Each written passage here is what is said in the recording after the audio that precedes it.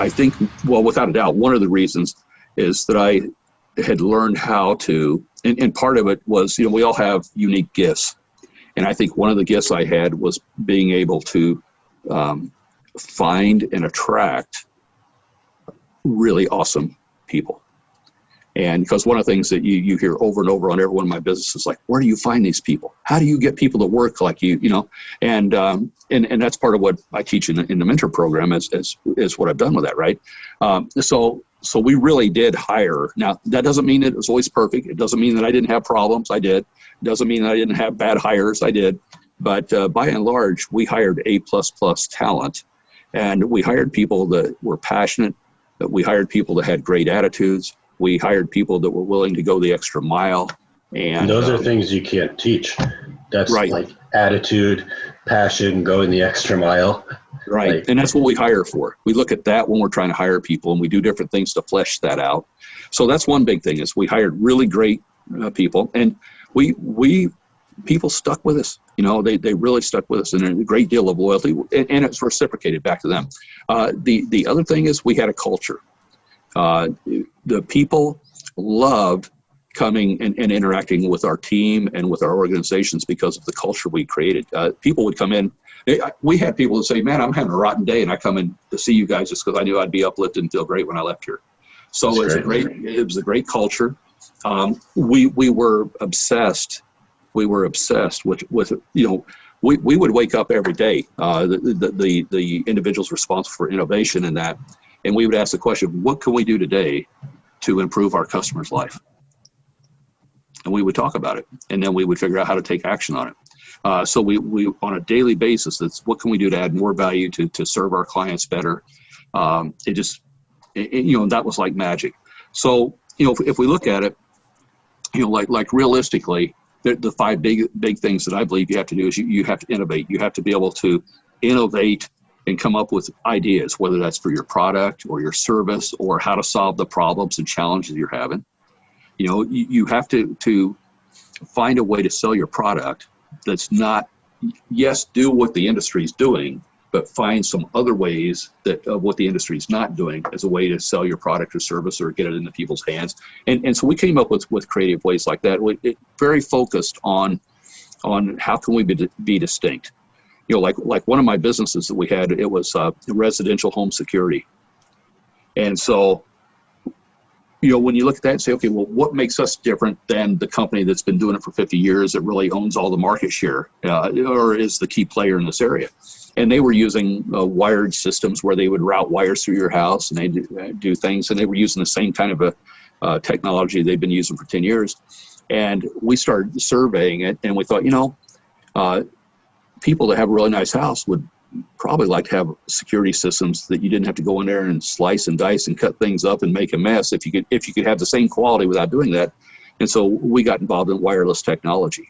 And that turned out a little bit later because we would say, what can we do to improve for our customers? Well, we found later that a large portion of our client base were executives at the different manufacturing plants in our area, and they were very transient. They would work there for a couple of years and move someplace else.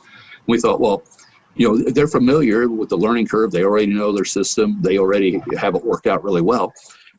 So why don't we figure out a way that they could take that with them and we can install it? And so we created a program that when they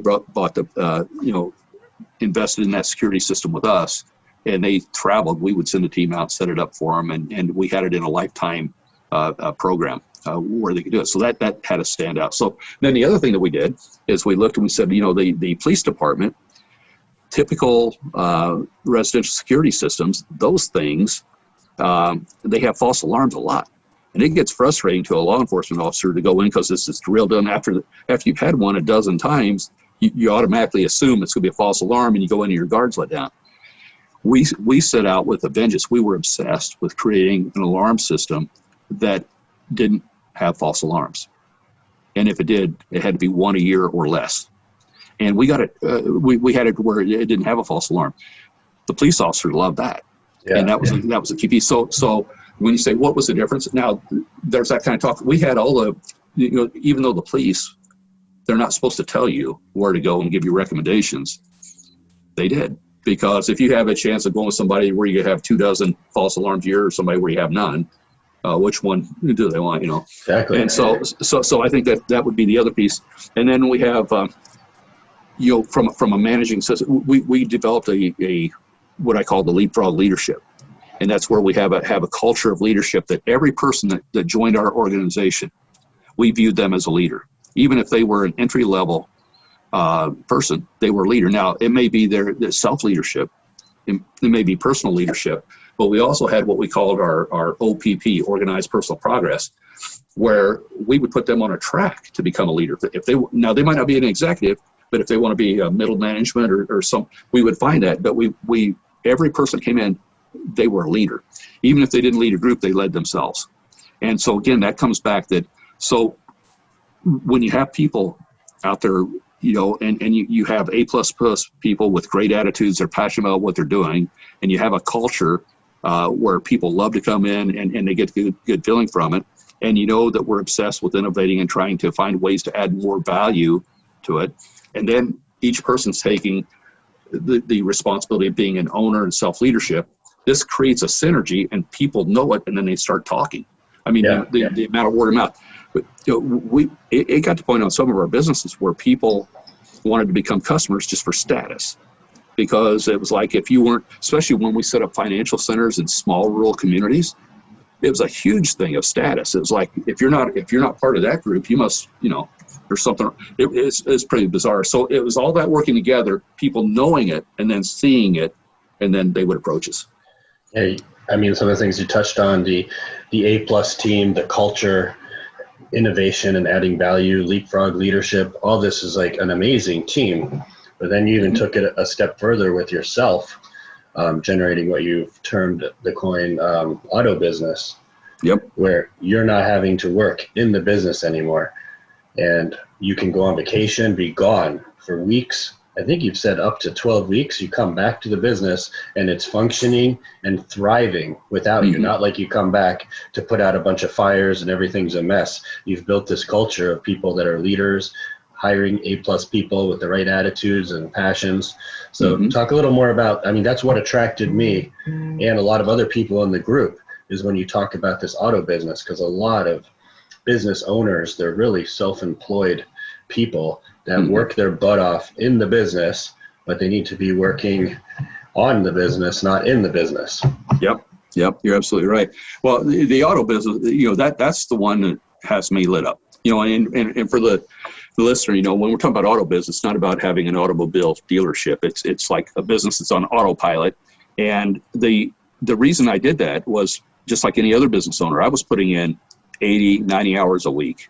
And, it was like I was burning the candle both ends. I would work until 2 o'clock in the morning, go home, get up at 6 o'clock, start over again. I was doing it because I was building a business, and I loved doing it because I was on fire. I was obsessed with building this business.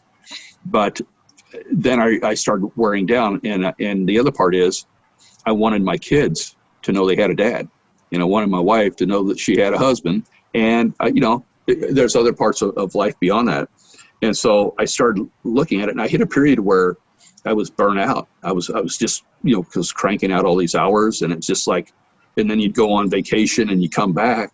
And if you took a week vacation, it took me a month to get caught back up again. And it's like, right. And then you start saying, is it even worth doing it, taking it?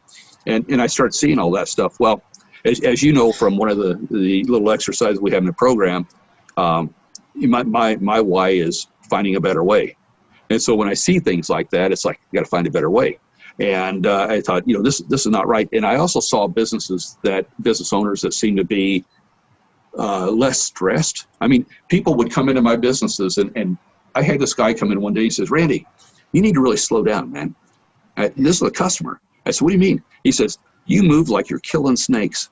I said, what do you mean killing snakes? And I don't know what that means. He says, well, if you were thrown in a pit of vipers, what do you think you'd be doing? I said, he said, that's how you're going. He says, you're not going to live long. You keep doing that, buddy. And I was young.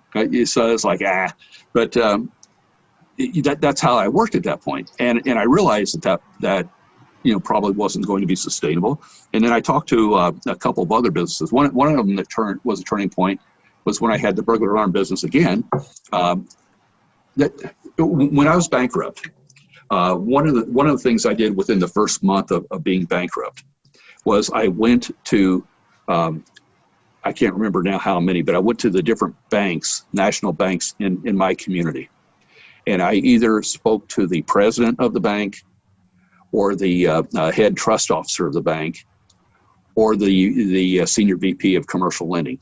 And if I could talk to all of them, I would. And if I couldn't, I'd talk to whichever one of those three. And the question I asked them was, I told them, I said, look, I just filed bankruptcy. And it was the lowest day of my life. I'm going to turn things around.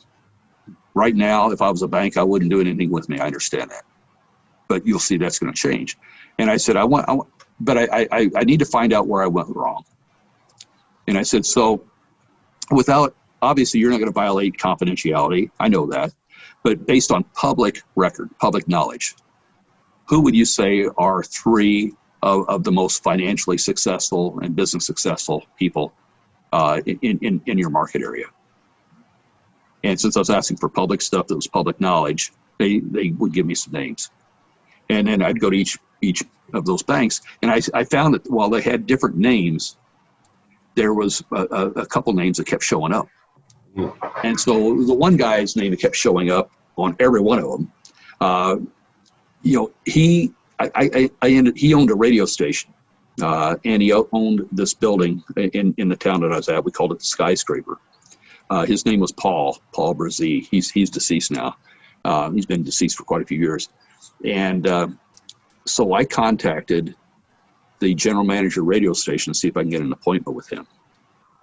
And I tried to get an appointment with him to see, because I was starting over again, and I needed to have an office, but I didn't have the money for the office. So I wanted to negotiate a deal with him of like, if he'd let me get in there now, we could do a graduated scale where I'd pay him more. And because his building wasn't fully occupied, I knew it had some vacancy. And he was impressed that I had the courage, or whatever you want to call it, to sit down and talk to him like that and then make that request. And he agreed. He agreed to that request. And then after he got done agreeing with that request, I circled back and I asked him if he had a security system in his home. And he said he didn't. And I asked him if he would like for me to give him an evaluation on his security and stuff. And so he just liked the fact I had guts to do that, I guess. And so I didn't think of him as a mentor. I didn't even know mentor what that was at that point in time. But he told me, he said, Randy, he said, why don't you come over to my office? He lived in a town 30 miles away. And so as a result of going over there with him, he ended up showing me how he operated his business. And then I saw this other guy, his name was Morris Johnston. He's deceased now. And I realized that here's two guys that are at the top of the list of the most successful. They're calm, they're relaxed, they're not burning, they're not putting in 60 hours a week or whatever. So I started looking at what they were doing, and it wasn't perfect. They still were self-employed, but they had it controlled. So I started looking and evaluating, seeing what was happening, and then I came up with different ideas, and then I started testing it. And I found that I was making more money if I didn't work as hard. And I found out that my team was doing better because I was empowering them when I wasn't there all the time.